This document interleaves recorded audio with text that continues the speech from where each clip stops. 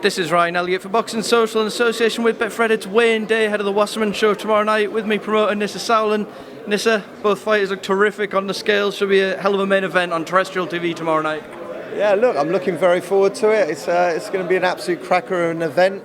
I've got to say, all the fighters looked in very good shape and ready to go. In terms of this Channel 5 deal, I know terrestrial TV is something that, is close to your family. It's been in your family for a long time. It must be a sense of personal satisfaction to get it over the line and be bringing fights like this to over 1 million people again. Yeah, I mean, look, we hope to set some new records with the new Channel 5 deal that we've got.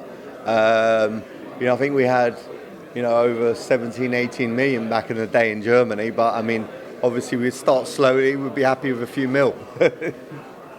In terms of the main event tomorrow, Nisse Udofia and Udofia-Bentley, both super confident. I know Denzel in particular feels he's got a bit of a chip on his shoulder after the Felix Cash fight. Perhaps he's been written off a bit too soon at this level. Does that make him a more dangerous proposition?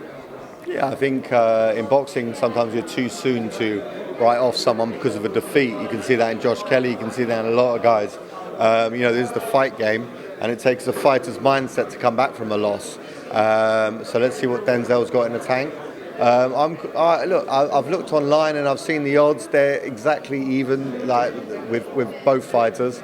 It's very rare that you see that, so it is a true 50-50 fight, and very excited by it. And I think this is Linus's coming out fight, breaking out fight, and if he wins, we'll be going to Luton and headlining one of the arenas around there. Was it the Milton Keynes Arena? That's the one. I know that's not Luton, so someone's going to correct me now in the comments section. It's not bloody Luton. Near enough, okay?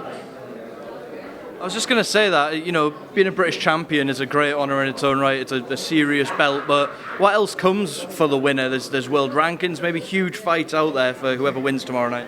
Yeah, whoever wins is going to be world ranked, of course. I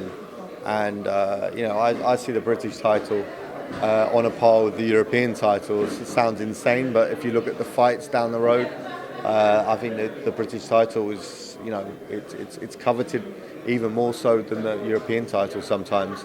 So I see this, you win this in a couple of fights, you've got a world title shot. Speaking of Calla earlier in the week about the signing of Josh Kelly, and he can't quite believe that you've got such a talent on your hands, and that people again were talking about writing fighters off after one loss. Serious talent, and someone who says he wouldn't be here if he didn't still believe he'd be a world champion. How fast do you want to move him if he's successful on Friday?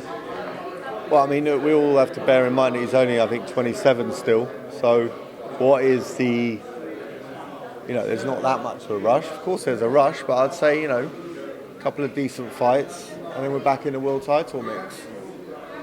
There's a lot of interesting opponents out there for him going in the later half of this year. One Josh and I have spoken about is going to the northeast for a fight at 147 with Lewis Ritson, maybe. Is that something you guys are interested in? Yeah, that's a massive fight. I think that's a massive fight for England. I'd like to see that fight this year. It'd be brilliant. We've reached out to Sam at Pro Bellum, and let's see what happens. It's a good fight for both of them, I think. With Josh as well, I like him at light middle. I think he was very tight at the weight at welter, but obviously for the Ritson fight, if it makes sense, he'd go back down. Just a quick word on the rest of the card. Some serious talent on display tomorrow night. We've got the likes of Reza Ali back, Katarina Thander's back in action. Lots to look out for tomorrow night, Nisse. Yeah, look, I'm really looking forward to it. I think, Harlem EUBANK against Masha Dodd. I mean, I thought that was an intense stare down. I mean, I never know what Masha's thinking, which is kind of scary. He's your best mate one sec, and then suddenly he was giving it there. And obviously the underpants make it all the more worthwhile. But yeah, let's see.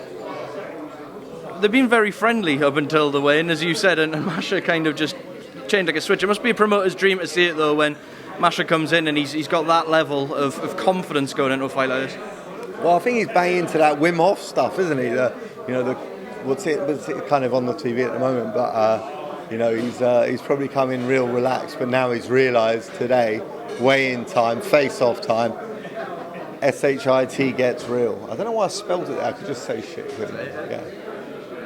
Just a couple of things away from this card. Filip Hrgovic, firstly, forced to pull out of his IBF eliminator with Zhang Zhilei. Unfortunately, his father had passed away. How recently have you spoken to Filip, and how is he coping, all things considered?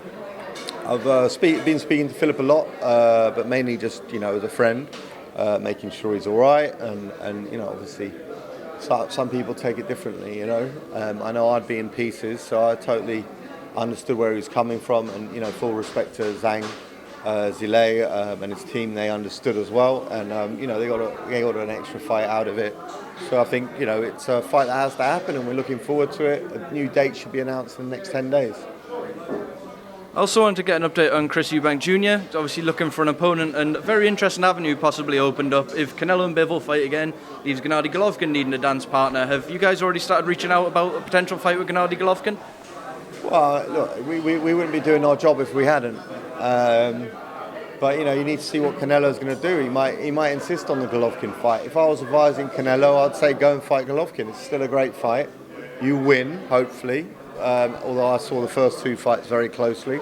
I thought Golovkin won the first, drew the second, but it's nip and tuck either way. I would also say, I think Bivol might have your number. Go and get a win, get your confidence back, and then fight Bivol. But I don't know, it could just happen again. If, it can't be Gennady Golovkin and Kell Brook's now out the picture after announcing his retirement, what other names you guys are considering? I've seen Liam Smith being floated about. Liam Smith's a great fight. We'd be well up for that. Dignam against Zanabet. No, I can never say his name. That's a great fight as well. Whoever wins that for WBO. We've touched base with PBC on a potential one of the Charlos. I know they're both fighting Castana at the weekend, and then you got Charlo Selecki in June. But one of them at the end of the year would be great. Look, there's options. It's just picking the right one, isn't it? That's the aim. Right, Nisse, thank you very much as always, speaking of Boxing Social.